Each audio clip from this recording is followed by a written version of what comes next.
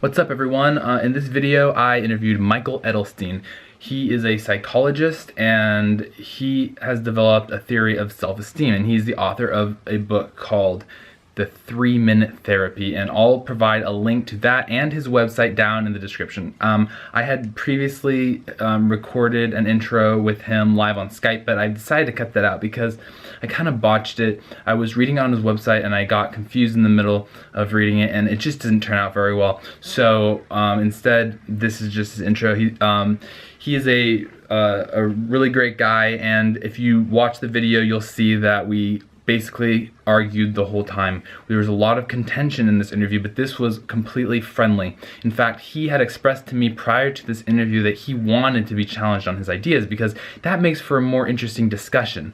And a lot of people, they either just respectfully agree with what he is saying or they disagree and don't really want to dig down deeper. But what we did was we talked about the very fundamental aspects of his theory, and we delved in and talked about various topics such as Ayn Rand and objectivism and psychology and the body and stoicism and various philosophies and how to be happy, and there's a lot there. And in fact, there was so much in this conversation that we decided we're going to do a part 2, and we haven't scheduled that yet, but I look forward to it. I think it's going to be very good. So without further ado, oh wait, one last thing. I just want to say that I apologize for the poor quality. I was at my grandmother's house and she still has a landline phone, so that was ringing several times during the video, and also the lighting behind me was coming through the window, and it would get light and dark depending on how I positioned my head. So I apologize about that, but I think you're going to really enjoy this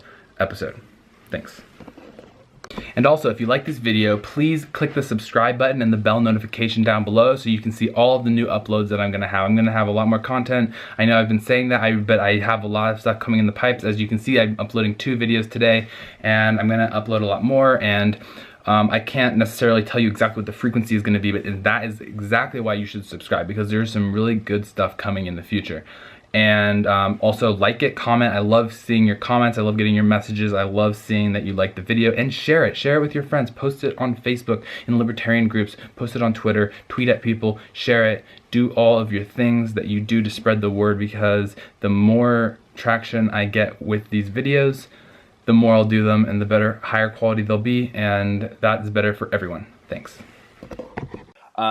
This interview came with a special recommendation from one of our favorite guests, Walter Block, and he emailed me, and he's good friends with Dr. Edelstein, and they so I had heard of Dr. Edelstein before, but I had not really read much of his stuff, and upon the suggestion of Walter, I started reading this, and this is very interesting stuff. I think everyone is going to be extremely happy with this interview, and we're going to learn a lot. So we're going to talk a lot about psychology, and we're going to talk a bit about Ayn Rand, and we're going to talk, the main topic here is going to be self-esteem, and this is something that Dr. Edelstein has written about extensively. And given many talks, you can just go on YouTube and see numerous talks. He even appeared on the Tom Woods show. It was a very excellent appearance. And in preparation for this, I also did a bit of reading, not as much, but there's a guy that I'd never heard of before. His name is Nathaniel Branden, and he is an objectivist. You can correct me if I'm wrong. I believe he's an objectivist, and he has an interesting view of self-esteem. And what I found was interesting in reading this is I found very little I could disagree with about kind of the 3-minute therapy approach. It's a very reasonable approach, and I think it can do a lot of good. But also, reading Nathaniel Branden, who supposedly Dr. Edelstein and Nathaniel Branden disagree.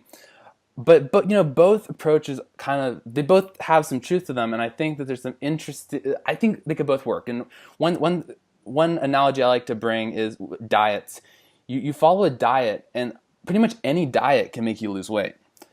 You can count calories, you can eat low carb, you can do paleo. I've done multiple diets myself and lost weight, and then also subsequently gained it back. And so that's yeah. So it doesn't always work forever, but the point is different approaches can work differently. So that's kind of what I'm thinking right now. So I'm here to talk with Dr. Edelstein, and we're gonna figure this out.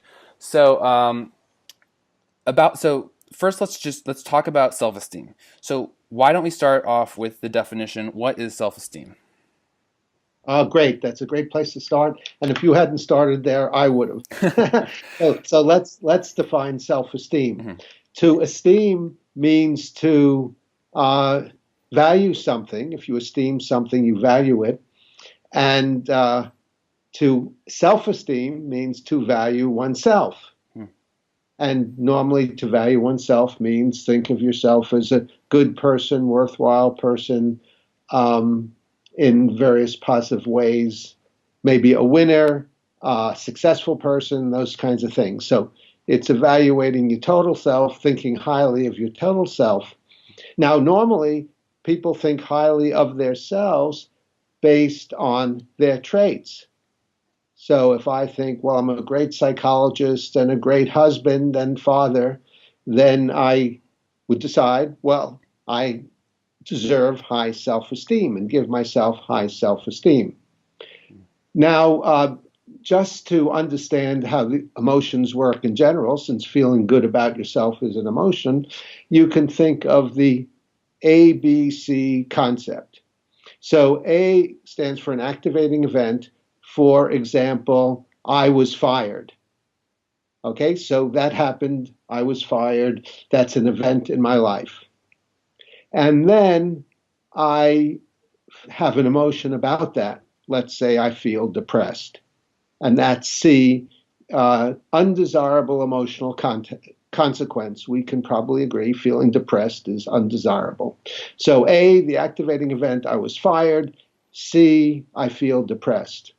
But the way humans work and human emotions work, it's never A that causes C. It's never a situation itself that could get into your gut or magically get into your emotions and make you feel depressed. So A never causes C. A situation can't cause any emotional reaction. It's always B. B is your belief about A. So, for example, let's suppose you are happy you were fired because you didn't like the job anyway. You were thinking about a way to quit. You wanted to take a 6-month vacation, so you had an easy way out. So you could have positive thoughts about getting fired, and then you'd have positive emotions at sea. But if you're depressed, then you have some irrational, unrealistic, illogical thoughts, thoughts that lead to depression, such as, I prefer not to be fired. And because I prefer not to be fired, I absolutely must not be fired. I can't stand it. It's the end of the world. I'm a loser. And that leads to depression. That leads to putting yourself down or having low self-esteem. So that's the way emotions work. And also self-destructive behaviors. If we act addictively, it's always our beliefs that causes our addiction, never the temptation of the alcohol or the speed or whatever it is. It's always our beliefs that lead to our actions. So all this is based on ideology. Always look at your ideology, your thinking, to determine why you feel a certain way or why you act a certain way. So this is important with self-esteem because if you have high or low self-esteem, the emotion doesn't come out of the blue or out of your experience, as Nathaniel Branden seems to think, but it comes out of your thinking. So, and that gets to my basic disagreement with Nathaniel Branden, whereas he says high self-esteem is a disposition to feel certain ways, and that's sort of like saying A causes C. That I do well, and he has 6 ways that it's important to do well in his book, The 6 Pillars of Self-Esteem, and we could look into those. But if you do well in these ways, you have a disposition to have high self-esteem. But that's not how our emotions work. We don't have dispositions. We have thoughts. We have cognitions. We have an ideology that causes our emotions. Well, I just said a lot, Liam. Do you have any questions about any of those things Yeah, along the way? yeah. So there's a lot there. So we're gonna definitely unpack all of that. Let's get back to the first thing that you said, which was, and then maybe right after that we can then talk about ABC. So, okay, so you said that self-esteem or esteem is value. Is that correct? To esteem something is to To value esteem it, something, to think highly of it, to to value it, think highly yes, of to it. feel Okay. good about it, etc. Okay, so you then later said that under certain circumstances you could then get low self-esteem, and this and low self-esteem is undesirable for some reason, which we'll get to. Okay, so if to val to val if to value some if you're valuing something, is this value in the sense that you are assessing it? Like I am valuing this house, like this house could be worthless or it could be expensive if it's very nice or not. Like is it like this just an objective? Is esteem being used in the sense that this is an objective assessment, or is this value in that like I value my prized possession, meaning that I think highly of my prized possession. This is something that is very important to me. Do you get the distinction? In what sense do you I mean do, value? I do, I do. I think that's a great question, and I think that everything we do, since they come from us, our brain, is subjective. You Mm-hmm. said you objectively evaluate this house. You really don't objectively evaluate it. Mm-hmm. You evaluate it in terms of your goals, values, and preferences. So Mm-hmm. you evaluate the house. Mm-hmm. Two people could look at the same house, and some could think this is a great house, and other people could think this is a very, very bad house. Mm-hmm. And it's based because they have different values. Does Sure. that make sense? Yeah. So, Okay. Yeah. Go on. yeah, so we can. I would disagree with your idea that you objectively Mhm. evaluate anything. It's just in terms of Sure. your values. Does that Yeah, make sense? but I don't mean objectively. What I mean is a value. To use the same word in the sentence describing this, it gets a little confusing. But I'm talking about: is this a value-free valuation, or is this a value-laden evaluation? In that, like for instance, someone who comes to assess the value of my house for the mortgage company is simply trying to, without putting, without trying to have any sort of without any personal emotional involvement in the assessment. I mean, I get what you're saying, but with the task, at least from some perspective, is that they are trying to assess a value, like a monetary value, or some. You see what I'm saying? Like the value has two words, and I know we're splitting hairs, but this will get to something important in a second. Is esteem inherently a good thing? Okay, sorry, I'm kind of blowing this question, but is esteem inherently something that has a positive connotation to your opinion of it? Like if I have esteem for this Red Bull, is there an inherent positive connotation to that relationship, my esteem of the drink? Does that make sense? Yes, it does. And I think you raise an interesting point, which is when we evaluate something like the Red Bull, Mm-hmm. probably we're trying to be objective. And I think that's your point there. You're trying to be objective in terms of how good the Red Bull is in terms of certain standards that may not be personal to some extent. But then you're also evaluating it in terms of how good it is for you. Is that Mm-hmm. what you're saying? Not exactly. Okay, so let's just put this aside. I guess kind of what I'm trying to get at is I'm trying to understand the difference between esteem and high esteem and low esteem. Does that make sense? So, because when I look up the definition of esteem, it Yeah. says to have respect for or to consider something highly. Like I have esteem for, like it has a positive connotation. Right, Does that right. make sense? Like I have Oh, esteem for yes, you, yes. It generally, right. right? Yeah. It generally has a positive connotation. Yes. Yeah. So, but then there's this concept of high self-esteem, and so esteem is just esteem for oneself, correct? Self-esteem is Well, you can esteem for esteem the oneself. Red. Well, if you esteem the Red Bull, then you could esteem it because you think it does a good job at what it's trying to do, which is to give you energy. But then you also Sure. think, is it good for me? So you could esteem it Yeah. semi-objectively, and then in terms of whether it's good for you or not. Right. So no, I get that. No, but I'm trying to get to the definition. I'm trying to dig deeper in the definition Yeah, of yeah. self-esteem. Okay, Self-esteem is esteem for oneself. Like we just talked about what esteem right, by itself right, means, has a right, kind of a right, positive connotation, and so right. self-esteem is esteem for oneself. We agree on this, right?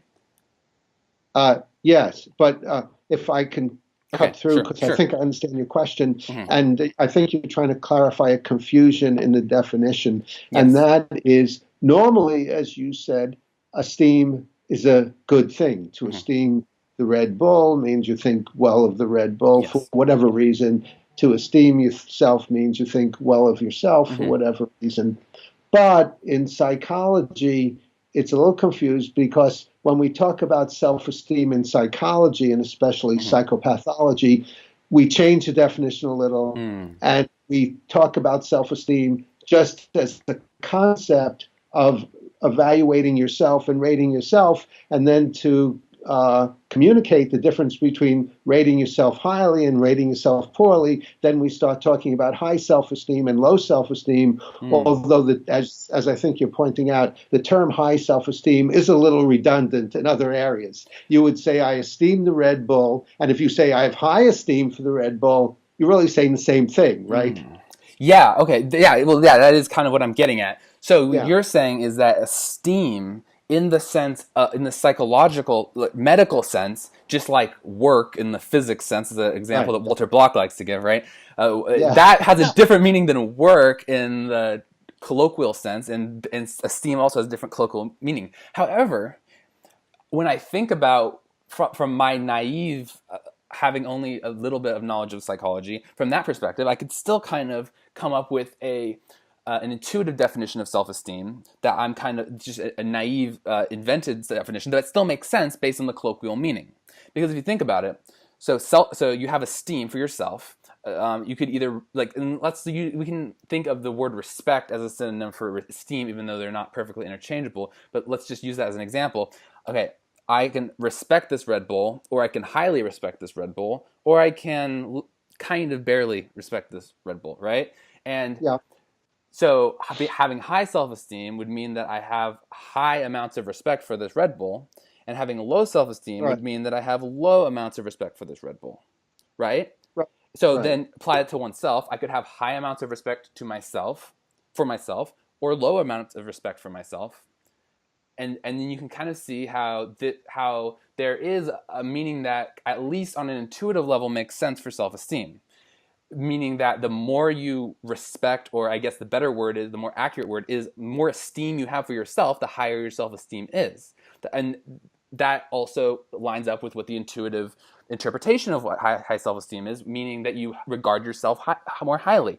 And then the less esteem you have for yourself, that's low self-esteem. And if you don't really respect yourself, you don't very esteem yourself very much, that stands to reason that you don't think very highly of yourself. So, what is wrong with that definition? Is that so? How does that diverge? That colloquial definition diverge from the medical definition? You said something about ratings, but please elaborate on that. Well, just a terminology issue. Mm-hmm. Mm-hmm. What I do, I'm not a medical doctor. Mm-hmm. No, I'm called doctor, but it's because I have a doctorate. Sure. But I'm not a medical doctor, so I don't think of my model as a medical model. Mm-hmm. So I'm not speaking for medicine or how medical people would view it, just as how psychologists would view it. Mm-hmm. But I thought the definition was fine, but I would just amend it to say, rather than less respect, at some point you get to zero respect, and then you get to minus, and that would be low self-esteem. Okay. Oh, so you're shifting the spectrum. You're saying that anything from high to medium is respect, instead of low being just a little bit of respect. And then you're saying if you disrespect yourself on net, that would be considered low self-esteem. Yeah, yeah, exactly. Okay. Okay, so okay, so that is interesting. So now I want to get into ABC, and now that we kind of have established what self-esteem is, what esteem is, I want to get to ABC. However, let's just get this part over with. What is bad about low self-esteem? I mean, you say, oh, you have low self-esteem, that's bad, but why is having low self-esteem bad? Okay. So let me get a little deeper into what Sure. self-esteem means. Okay. And that is self-esteem is a kind of self-rating. It's rating your behavior and then generalizing to your entire self. So, for example, if I'm a very good psychologist, which of course I believe I am, then I say, therefore, I'm a good person. What I did was I rated my behavior as good, which is fine, because if I think I'm a good psychologist, and I'll try to maintain what I'm doing and maybe even improve. But if I say, therefore, I'm a good person, that means I always and only act well. I'm a good person. Am, to be, is the verb to be. To be means equal. I equal a good person. Therefore, it's an overgeneralization. In all ways, I do well. So that in itself is a problem. But the worst problem, as you're asking about, is what's wrong with low self-esteem or depression. So that means I screwed up as a psychologist. All my clients committed suicide. And so I figure I did poorly as a psychologist, which I did, obviously. And therefore, I'm a bad person. I'm a loser. I'm a worthless failure. And with self-esteem, rather than task esteem or self-efficacy, with self-esteem, then I decide I can't do anything right, and I get depressed. I might get suicidal. And then rather than trying to do better, I'm likely to give up or figure because I'm a loser, how can a loser act well? Obviously, he can't act well. So I'm less likely to improve. There are more problems with low self-esteem and depression, but do you want to run with that first? Yeah. Are you saying that low self-esteem is the same thing as depression? Because you kind of use them interchangeably. Like you're going to say you're not a medical doctor, but Right. do you mean medical in another depression in another sense, or do you mean clinically depressed? Like, what is the relationship there? Between depression and self-esteem? And low self-esteem is low. If you say this person has low Well, self-esteem, does yeah, that mean yeah. they are I'm depressed? using, if someone has low self-esteem, then normally they're depressed. Mm-hmm. Does that answer the question? So it's a state that is highly correlated with depression, is what you're saying. Well, it's a state that's depression is caused by low self-esteem. It could be caused by other things, but it's caused by one of the major causes of depression is low self-esteem. Feeling like you're no good, you're worthless, you're a loser, you're unlovable because X, Y, and Z happened. I lost my job, my wife divorced me, my kids hate me, things like that. Therefore, I'm no good. I'm a loser. Okay. So so you're saying that so there's like several things I want to get at here, but I think before we get at some of these things about kind of what you just said, I want to talk about ABC just for a moment, so we can just establish. I just want to establish a bunch of things, and then we can kind of build on them because we got to cover the groundwork. So can you did briefly describe it in your intro, but can you just explain one more time what the ABC theory is, or I don't know how you refer to it. So, the ABC theory is the idea, the big picture, and then I'll get into the little picture, but the big picture is that when things happen in our life, or we do things in our life, and we have emotions about it, we feel good, we feel bad, we feel anxious, we feel depressed, we feel happy, we feel sad. When good things happen, it's because of our evaluation, our cognitions, our thoughts in our head. So getting to the ABC, A is the activating event or the situation. It could be any situation in your life, good, bad, or otherwise. And then B is your belief, what you tell yourself about it, the value, how you value it. It's not just a perception that Joe punched me in the nose. That's a perception. But then you have a value about it. You say it's good or it's bad, or I'm good or I'm bad, or Joe's good or Joe's bad. And that's what leads to the emotion at C. Mm-hmm. Does that Yeah. Does that explain it a little better? Yeah. So, and then what is the mistake that most people make there in the session of? That's a great question, because this myth might be the greatest myth that people have about anything in reality, that people have had through all history and through all cultures, and even now, all the time you hear people say, "You made me mad," or "You hurt my feelings." Or you made me jealous, or you're stressing me out, or the deadline is stressing me out. So they're expressing an A-C connection. The situation, the deadline is stressing me out. A causes C, not what I'm telling myself about the deadline that stresses me out. Right. So this is the major mistake people make, and it's evident these days in political correctness. If you say white men are bad and I feel hurt, you hurt me. It's a microaggression, right? Right. Well, but it's not. You didn't hurt me. You said negative things about me. And then I said to myself, you shouldn't say that, or I need your approval. This is awful. I'm no good. I'm a loser. And that's what made me feel hurt. Okay, so I'm glad you said that. So my one criticism of that, from at least from how I'm interpreting it right now, is that I don't see anyone making that mistake. And when people say that caused this, A caused C, what they're doing is they're just talking in shorthand. And I don't see anyone actually thinking literally that there's no thought process in the middle, and that there's no perception in the that is I almost think that's such an obvious thing that people omit it. Like, for instance, when you punch me in the arm, I say you hurt me. I don't say, oh, you triggered nerves that went to my brain that did this, that hurt me, right? You just omit the obvious natural process that our body goes through. And similarly for ABC, it seems like B is just implied.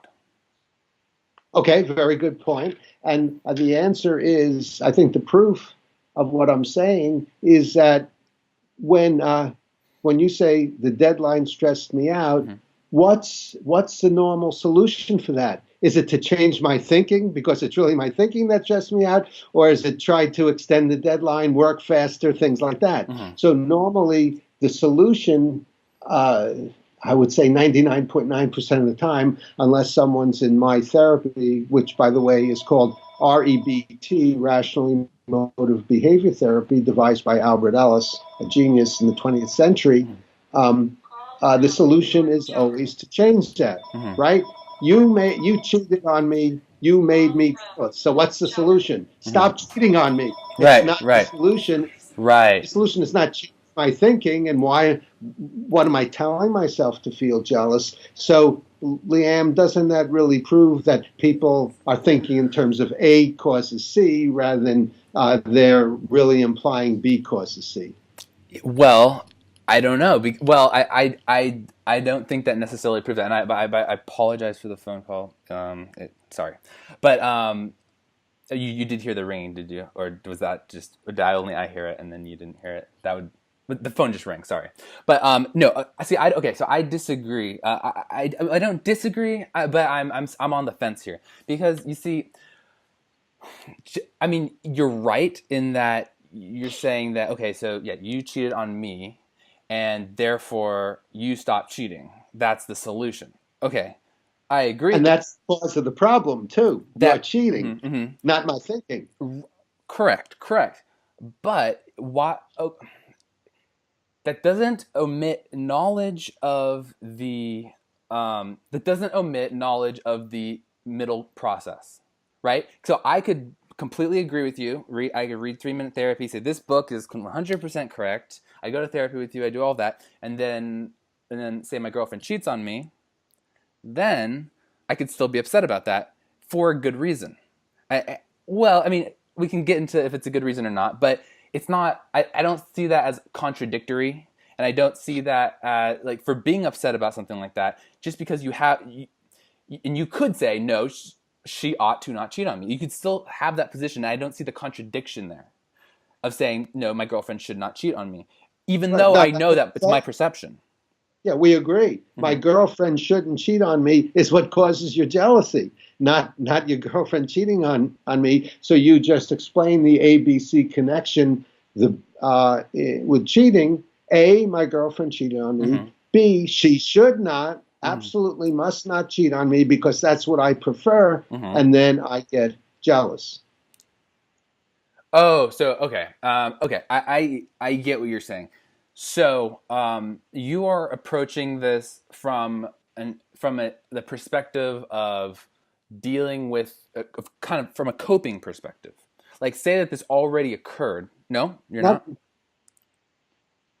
Well, that's the bottom line. But first, I'm dealing with it from a reality perspective. Okay. What caused your jealousy?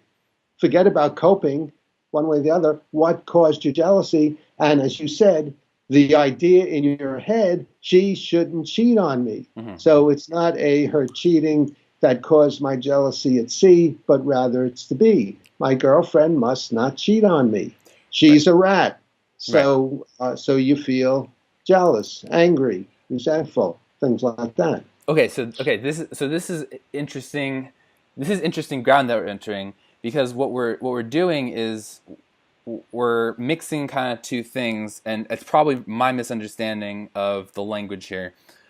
So there's kind of a I almost feel like this conversation is getting into a moral, saying she must not. It's almost getting into a moral ground as opposed to a just kind of like a coping mechanism, like when you say she must not cheat on me. Is that a moral statement? Okay, I'm sorry if this is a little bit confusing right now, but just bear with me on this. Is when you say she must not cheat on me, are you saying that she must not cheat on me or else I will be upset? Or are you saying she must not cheat on me because that is immoral? Or like you see what I'm saying? There's something else latent in that statement. I see what you're saying. I think it's a good question. I think you've been asking very good questions, and a lot of them I don't hear often, so that makes it more enjoyable for me. So, so don't back off. But I think there's the moral is the A. A is my girlfriend acted immorally. Okay. And then the B is she must not act immorally, and then you go from being moral to being moralistic. Okay. It's an orthodoxy, and because she must not act immorally at B, your idea B, belief, leads to C, the consequence, you feel jealous, angry, resentful, things like that. Does that clarify the moral part? Yeah, I think so. I think so. And we can come back to this. I think it'll become apparent if that's not cleared up once you just proceed. So then are you there? Go on. Yeah. Yeah. Could we get back to something that if you think we resolved it, then that's fine. But I don't know if we have. Where you made a very interesting point that when people say that stressed me out or you made me jealous, you were saying, maybe you changed your mind, that's shorthand. Yes. For saying you cheated on me, I told myself some irrational idea, and that's why I feel jealous. So you cheated on me. They really understand the A, B, C, the B, C connection. They're just glossing over it for the sake of a shorthand. Is that what you're saying? Yeah, no, I still hold that position. Yeah, I still think it's shorthand. Okay, yeah. So let me give you some more evidence that that's not the way people think. Okay, sure. In all through Nathaniel Branden's work, he waffles on this, but a lot of times he says self-esteem is the disposition you feel when you act authentically and you practice living consciously and with self-responsibility and integrity and self-assertiveness, things like that. He's these 6 pillars. And then you do these things, and it's the disposition that springs from doing these things that gives you self-esteem. Isn't that correct? Yeah. That's his. Yeah, I believe Yeah. so. Yeah. So that's A causes C. A, I act according to the 6 pillars of self-esteem. And then C, what happens, springs, my disposition is I feel high self-esteem, worthwhile, I respect myself. So he's glossing over B. It's what you tell yourself. B causes C. I act in these ways. I tell myself, A, that's good that I'm assertive, responsible, I have integrity, I live consciously. That's good, which is fine. I think it's good. Therefore, I'm a good person, and that leads to high self-esteem. There's no disposition, it's the thoughts in your head. So, in a sense, he's a behaviorist in this way, and that your behavior leads to your emotions rather than your thinking. He's not a cognitive behaviorist, but a behaviorist. So that I'm just advancing that as evidence. In Nathaniel Branden's case, at least, people think in terms of A causes C, the activating event causes the emotion. Okay, so, but what about the kind of like the fact that the mind is part of your body, and in the mind is your body, and for some extent there's mechanisms in your mind for which you do not control, like at least like there's some involuntary functions, for example, like my organs functioning, that at least personally I cannot alter how they function, and other parts of my body I can't, there's just certain things that I can't make it do. And I think like the way you're describing it is almost from like a dualistic perspective, where you say, okay, this is your body, and you are separate from your body, and therefore there's stimulus there. Then you must interpret that stimulus, and then you draw an emotional conclusion. But what if it's the case that the body is now, in some extent, you do have control. I'm moving my hand. I have control of that. Okay, to some fine-tuned level, I have control of it, at least. But what if there's some things that you can do that in your mind, which is your brain, from like a more non-dualistic perspective. I don't know what the opposite of dualistic is, but from a perspective of your brain will, release whatever types of serotonin, or I'm not a neuroscientist, but you get what I'm saying. There's certain involuntary emotions or facts or even thoughts that come into your head that as a result of certain actions and doing certain things, that you really don't have a choice on how you feel. Like, for instance, well, I can't, like, I'm have the one hole in this, like, is I can't really think of an example, but it's not outside of the realm of reason or possibility that there are involuntary emotional responses to some sort of actions or stimuli that you could do. Does that make sense? Well, is this an example? You're hungry and you smell some food or see some food and you start salivating and feel more hungry and have the urge to eat. Is that an example of what you're saying? It is a type of example, except it's not a good example because it's not talking about emotion. So I think here's a better example. Let's say that we went into your skull, we did surgery, and we removed part of your brain or something, and then you became depressed, clinically depressed, right? That is a physical, external thing that occurred. And I believe that people have done experiments like this, at least to some extent, doing physical manipulations on the brain have affected emotional states of individuals. I'm not exactly sure what the exact experiments have been, but I mean, you can correct me if I'm wrong on this, but I believe there's the reason to believe that that parts of the brain do control emotion, and that can be physically manipulated. So, here's an example. Let's take like something like psilocybin or some sort of psychedelic drug.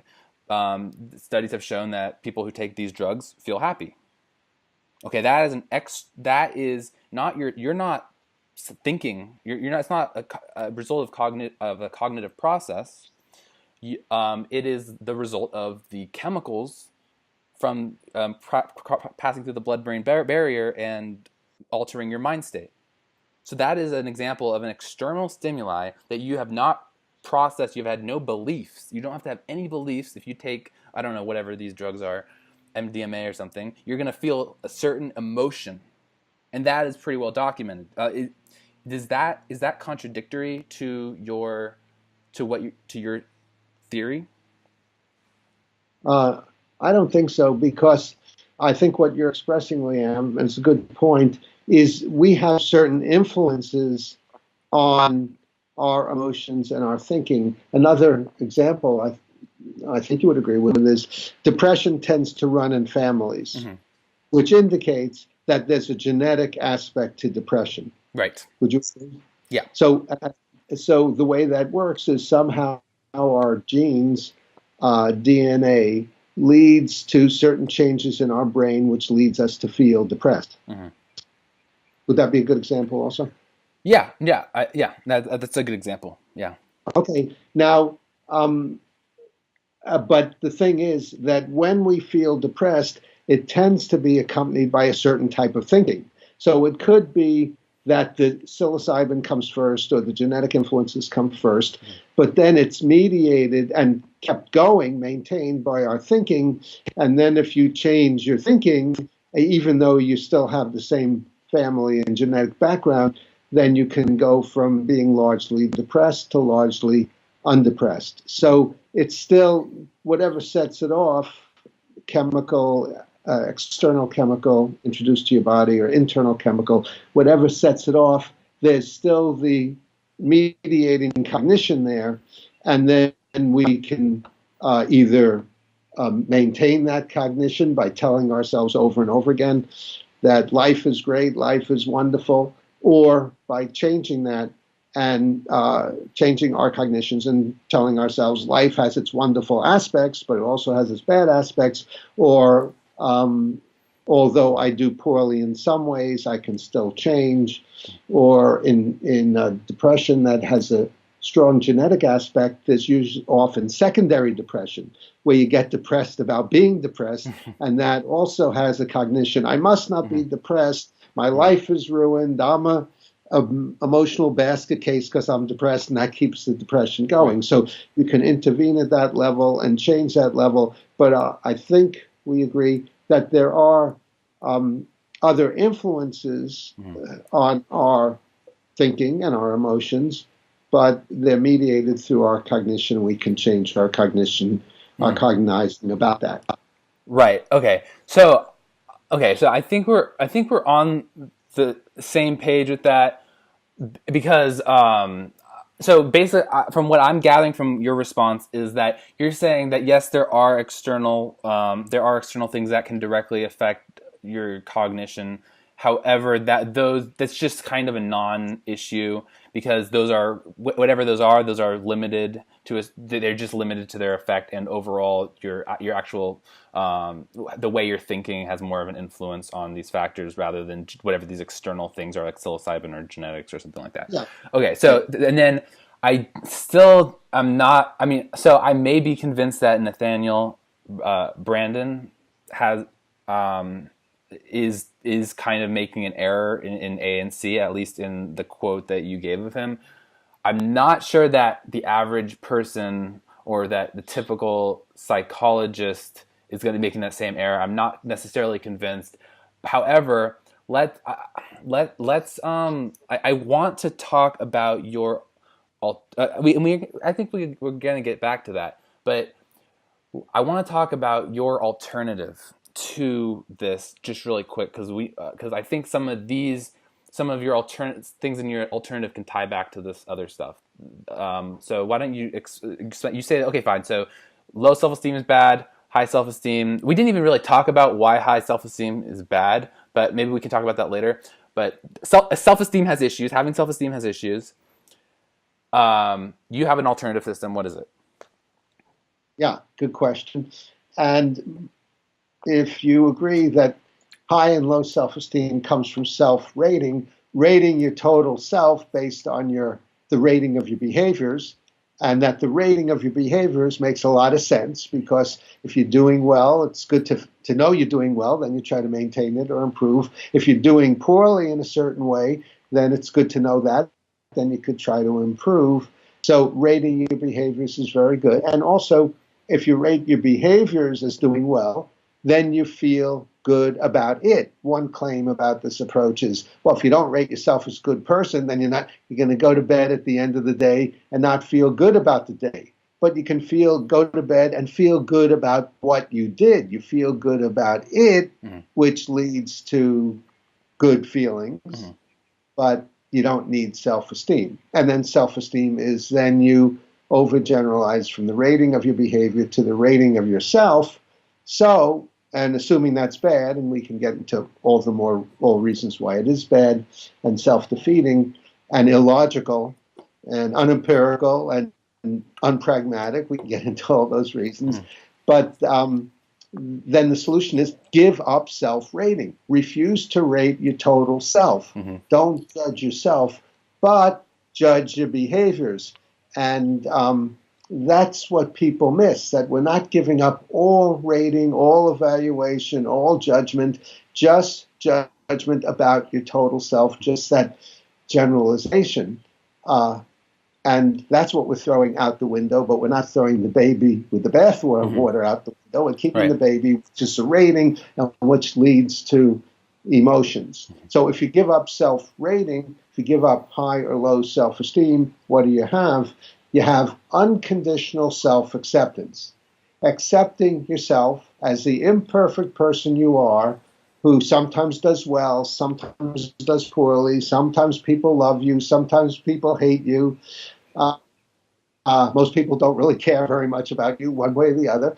And you still can considerably enjoy life through all that and unconditionally accept yourself as the fallible human you are. And then I'm saying that's a much better solution than rating your total self. Unconditional self-acceptance. So what is the difference between self-acceptance and unconditional high self-esteem? Because, I mean, like, just think about, like, you could just rate yourself high all the time, and like, you kind of tie in this thing with high self-esteem, and you say, oh, high self-esteem because what happens is you see something bad happens, and then all of a sudden you have low self-esteem because you're judging it based on, you're rating yourself based on actions and overgeneralizing. What if you say, I'm not going to overgeneralize, I'm only simply going to generalize based on one criteria? The criteria is that I want to rate myself highly.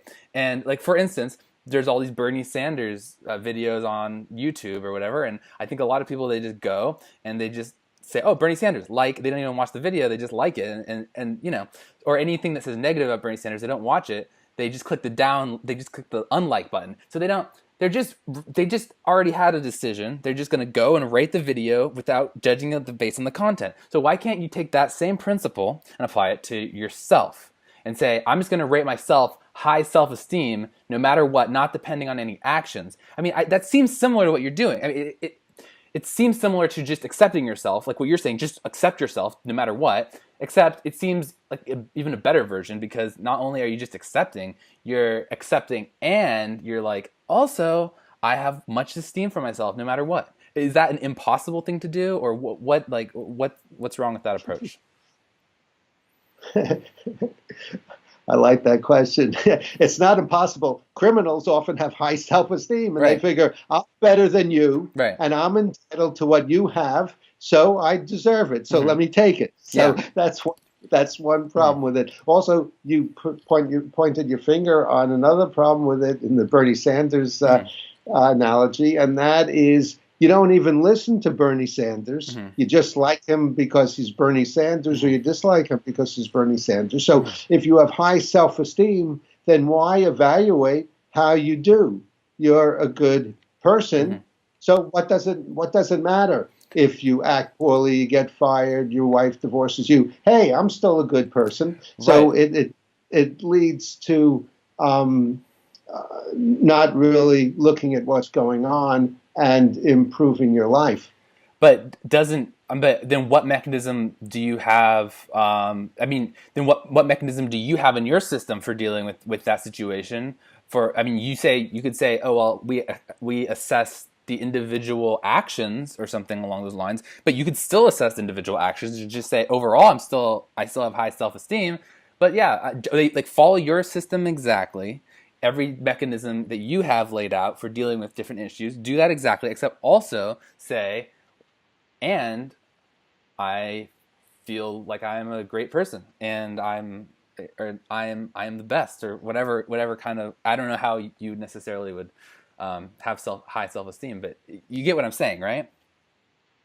I'm not exactly sure what you're saying, because I thought you said it before and I answered it, and that is, if I'm a great person and I screw up, then why try to change? What's the incentive to change if I'm a good person? Because you are a good person. However, there are some things that you do that are not good. Like, for instance, you could say that like Ron Paul was a good congressman. However, he still participated in the statist system, and he probably one of the bills he voted for at some point had one clause in it that was undesirable, but overall he thought this was a good bill on net, and there's no problem with that. He's still great, but like it's not perfect. Like he could obviously have done maybe one thing better. However, overall he's still great, right? So why can't you hold yourself to that same standard? I mean, there's plenty of things. I don't think anyone thinks anything in the external world is perfect. Any movie that you like, I don't think you think every single line, every single scene is good. You can still hold that movie in high esteem. I guess that's the colloquial sense. But what I'm saying is you can think highly of something without... Yeah, but what I'm saying is... Go on.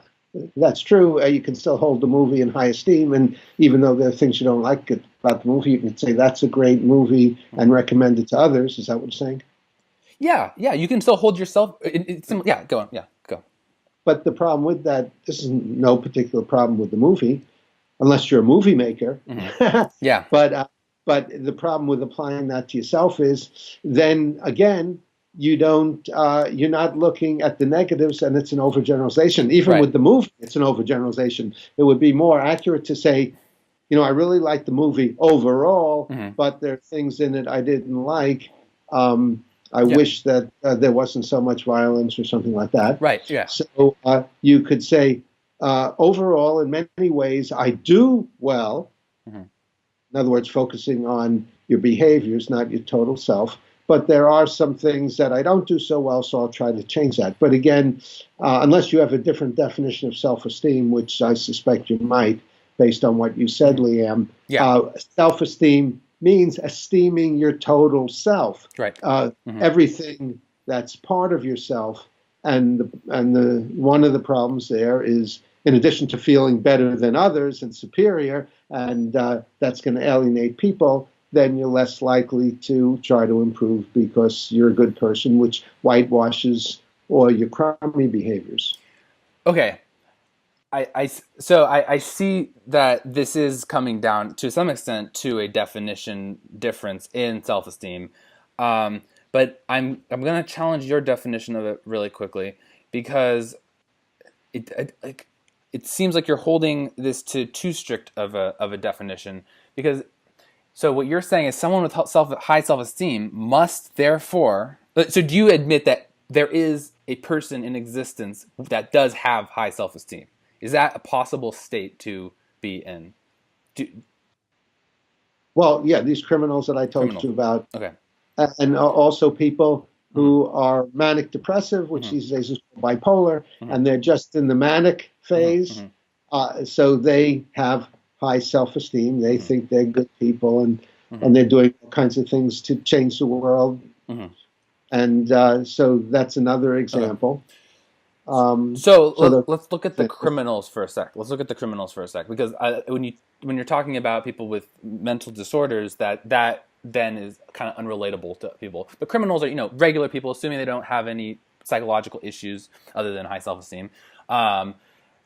Okay, so are you saying therefore that these criminals have high self-esteem, and therefore every single aspect about themselves they think is good? Every single one. There's nothing, not even, I wish I could do more push-ups in the prison in the prison push-up competition, but I haven't been working out enough, so I feel bad about that. But overall, I have high self-esteem. But that one thing I just wish, or I wish I didn't get caught.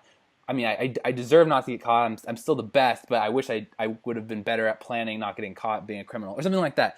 Do you think that, are you saying that they don't have these people with high self-esteem that do exist, don't have anything about themselves that they wish to change, that they wish they could improve?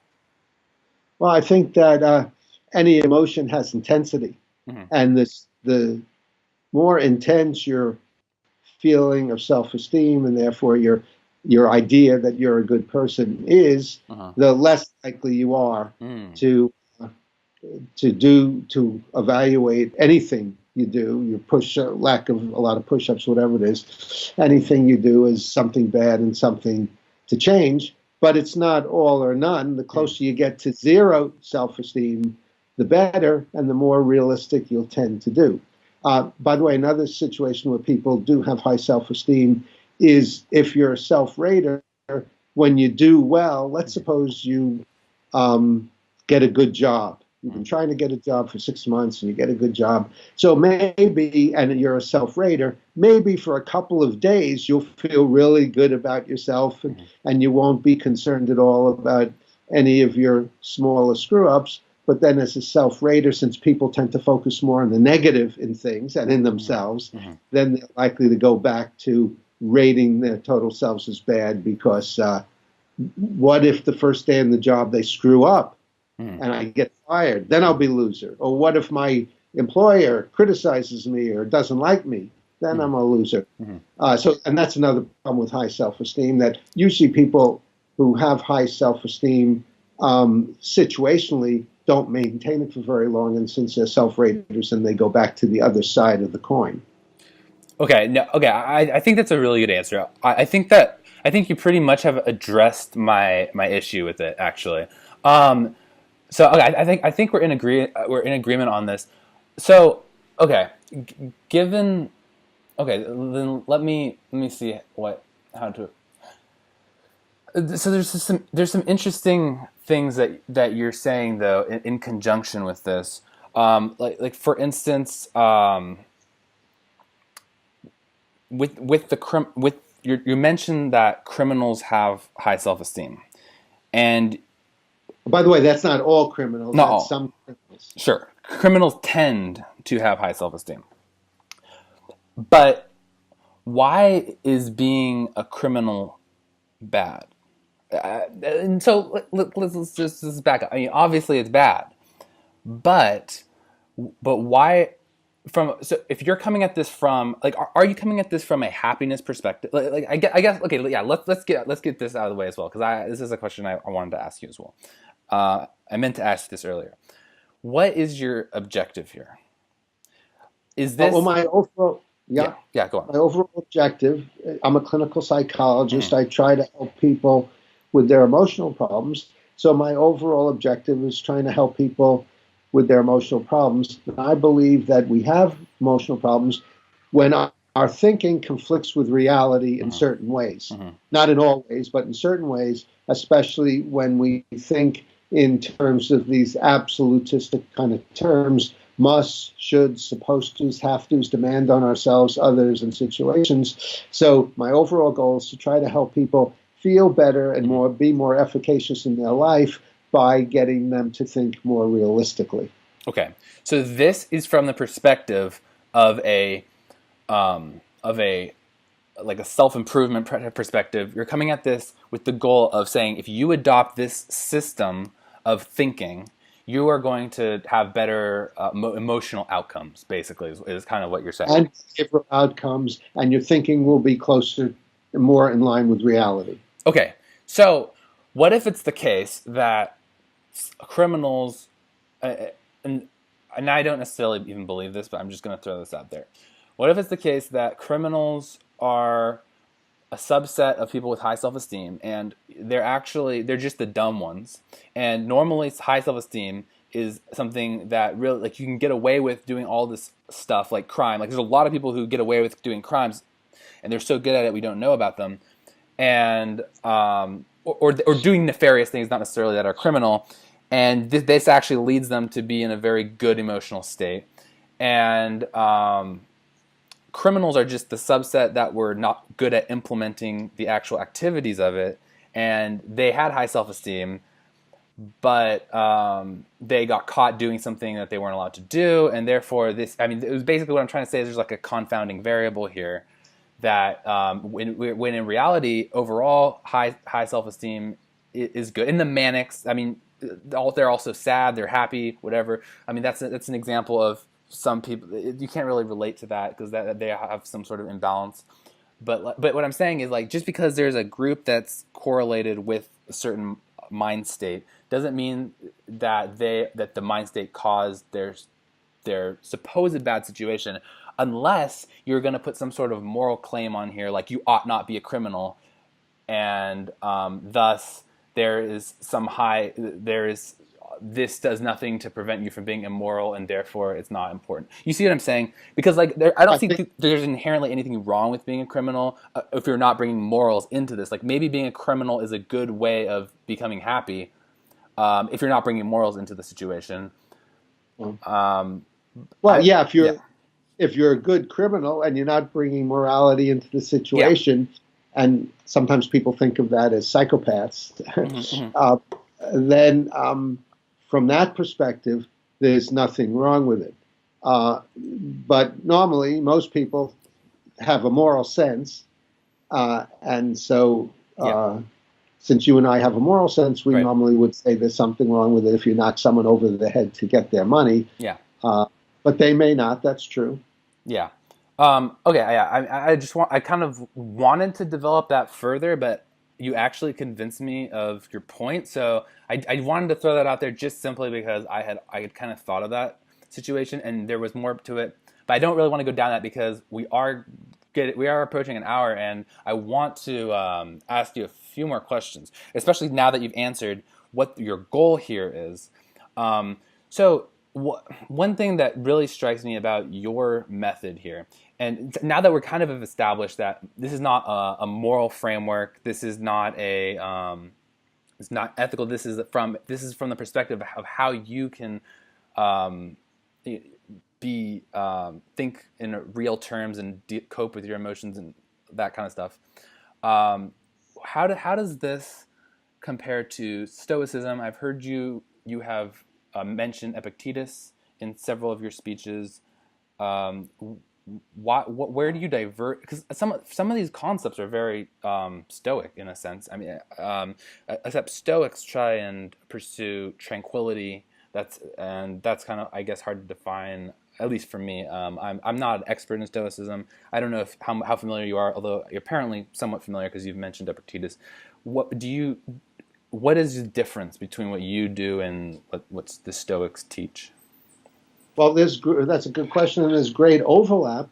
And one of the main ways I quote Epictetus is Epictetus said, "It's never situations themselves, but rather men's opinions of those situations which lead to feeling good or bad." So Epictetus was one of the earlier philosophers who recognized this crucial BC connection rather than the AC connection. It's our opinions about events or how we value events that lead us to feel good or bad. It's not the situations themselves. So there's a lot of similarity. Another big similarity is acceptance. The Stoics are very big on acceptance. You recognize the way people are and the way nature is, and you accept the fact this is the way they are. You acknowledge the fact this is the way that they are, and if you start expecting them to change, you're going to get into trouble.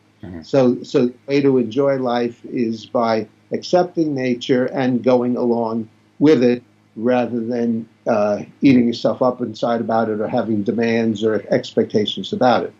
Now, one of the ways it differs is that they tend to throw the baby out with the bathwater, and they don't focus very much on changing situations. So what we say, the first step is accepting that your wife is having affairs, accepting that fact. Getting jealous doesn't help.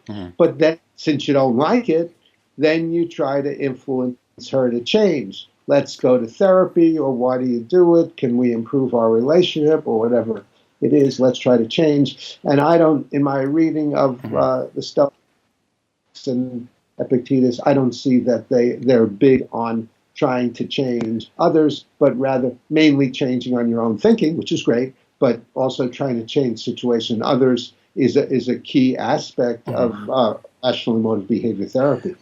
Yeah, but however, and again, I'm not a Stoic expert at all, but I mean, the Stoics were some of the most effective people of all time. I mean, Marcus Aurelius and Epictetus, and these are like prolific people. They were very effective, and they engaged in politics. They engaged in lots of activities. They got stuff done. I think what their viewpoint is just don't get emotionally tied to the outcome. And kind of the criticism that you made earlier of my modified version of what your plan with everything plus high self-esteem is you were saying that, well, if you have high self-esteem, then what's your motivation to change? And I think applying that same argument against kind of what you're proposing, if you're just accepting everything, what's your motivation to change? I mean, if you can't increase your self-esteem by changing things, aka giving yourself some sort of reward, then it seems like there's no motivation to change it. And now you could say, oh, well, you're increasing your esteem of this event. Well, that still leads to an opportunity for disappointment. And if you're to be completely completely apathetic towards your rating of certain actions or certain events in your life, if you're gonna take that stance, then it just doesn't. It makes it hard to identify what the motivation is to change it. And then if you go and get emotionally invested in it, and then therefore you have the motivation to change it, then it's hard to identify. That leads to letdown opportunities, which lead to sorrow, potential sorrow. How do you address that? Yeah, well, the question is, if I understand it, what's your motivation to change if you just have self-acceptance, which is a variant on what's your motivation to change if you have high self-esteem, except it's the other side of the coin. And the answer is because you have goals, we all have goals to be healthy, to get along with people, to have a good job, to have intimate relationships, to have friends, have a hobby, things like that. We all have goals. And as we work toward and achieve those goals, we feel good, happy about it because we're working toward getting a good job or because we got a good job. So we're happy that we're working toward it and achieving our goals, not because we think we want to feel good about ourselves, because we have unconditional self-acceptance. That's not an issue since we're not self-raters, but we want to feel happy. There's the pleasure principle. People prefer to feel good rather than bad, to feel pleasure rather than pain. So we're working toward pleasure about it, doing well, and having good relationships. So that's the motivation.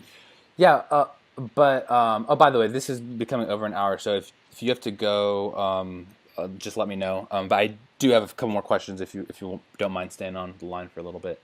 I could stay on until 20 minutes after the hour.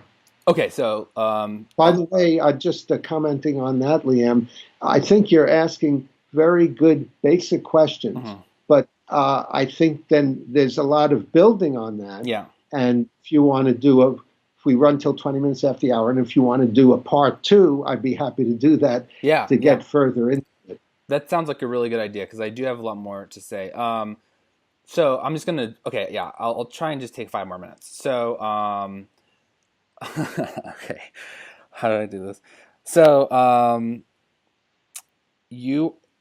so I still don't see I still don't necessarily agree, because if you set a goal that has some sort of external validation, you are therefore and you become happy based on the outcome of that goal. You say that you're not rating yourself, but I don't see how you're disconnecting the outcome of achieving that goal, for how you're preventing that goal from making you unhappy if it does not get achieved or if things don't go the way you want. The way the Stoics do is they say, well, we're going to try to do things, but we don't set goals that are external. We only set internal goals, things that we can control with our emotions. But if you're setting external goals, then that's a letdown opportunity, and I don't see how that doesn't lead to the potential for sorrow.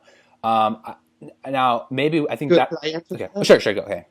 Yeah. It does lead to the potential for sorrow, Mm-hmm. because if you say, I prefer to get a good job, Mm-hmm. and you're interviewing and trying, and it's 6 months past and you don't get a good job yet, it makes sense to feel sorrow, sad, regretful, frustrated, disappointed, displeased, and that is a negative emotion. Mm-hmm. So with unconditional self-acceptance, unconditional life acceptance, you're not going to be happy all the time. Right. And we Right. don't want to be happy all the time. That's unrealistic. Right. And if you feel frustrated or disappointed, then that's a motivator Mm-hmm. to try to change that Mm-hmm. and to work hard or harder at getting a good job or achieving Mm-hmm. your goal. So it's not, this isn't feel good therapy. Mm-hmm. Yeah. No matter what happens to feel good.